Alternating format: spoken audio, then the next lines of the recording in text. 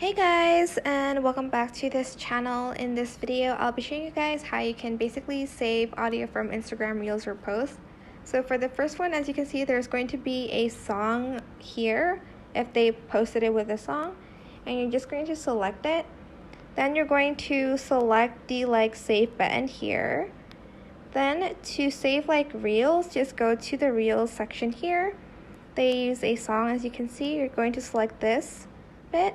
Then you're going to go up here and then you're going to save that. You'll be able to find your saved audio. So go back, go to your profile, and then go here, and then go to saved, and you'll be able to see it in audios. Ta-da!